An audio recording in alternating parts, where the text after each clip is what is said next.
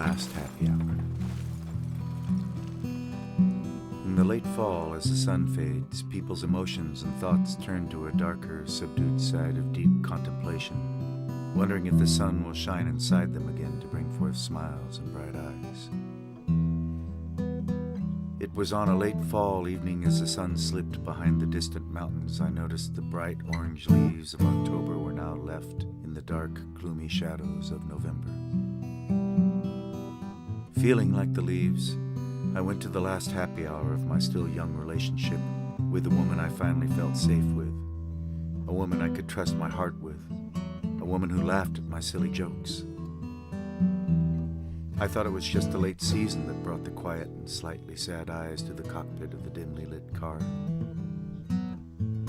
I soon heard the news.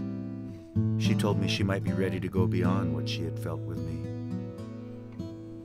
I still didn't know if it was just the gloom of the season or if it was the light of the season to come.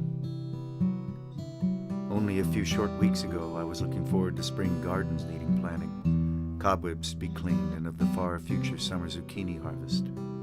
Looking forward to discovering with her how fresh summer salads were made. She said with a few tears running down her cheeks and a waver in her voice, "I don't know if I can get beyond this. I have suffered this way in the past, and if our road is going down that same path, I cannot walk it again." Her strength and determination were clear.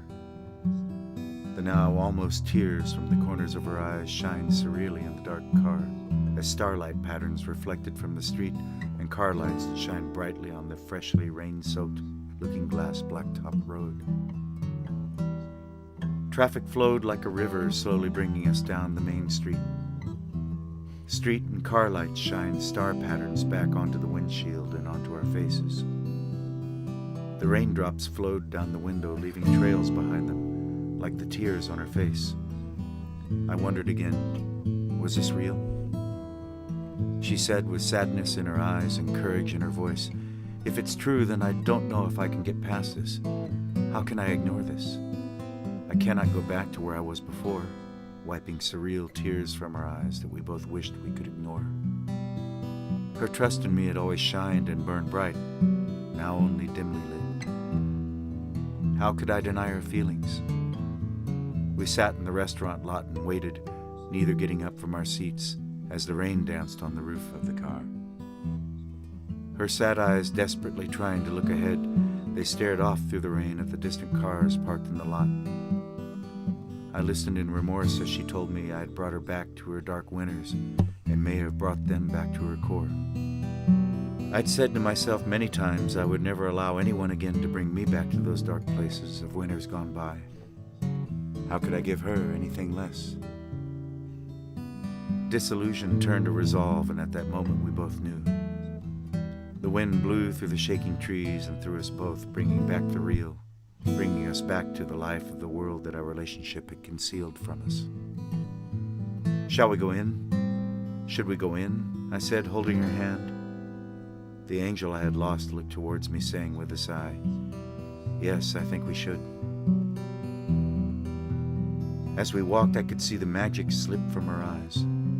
I could feel her like the bright October leaves turning to November shadows. I looked forward down the familiar walkway, hearing our harmonized steps for the last time, wondering how I could have done this to us. Her head turned back to me as she walked in the door, pausing for a moment, whispering, "I could never live that again. How could you do this to us?" The sounds of the tile floor and the forks against gleeful plates rang in our ears, drowning out the sounds of our broken hearts. We walked into the bar for our last happy hour, as we had practiced many times. We stopped and surveyed the room. Our frowns matched our drooping eyes while we stood in the doorway, for the first time not holding hands. For the first time there was no table available for us. So many people stood around us just waiting for a chair to be free, a chair to take, to sit at the table of happy hour at least one more time. We had no hope of being seated for our last happy hour. It was over. The rain fell on the roof of the quiet cockpit of the car, making a quick tinging sound.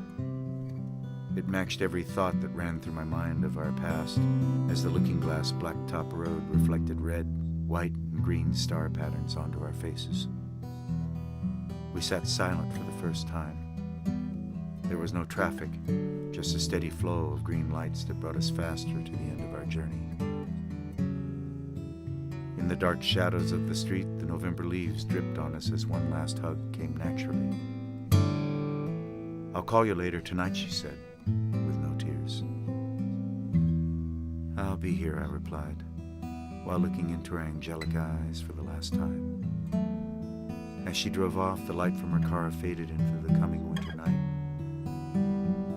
I stood there with the damp leaves dripping on me, dismayed I had never found the courage to overcome the winters of my past, to tell her I loved her. I could now see the surreal had turned very real. I cried like the raindrops that fell on me from the dark shadows of the November leaves.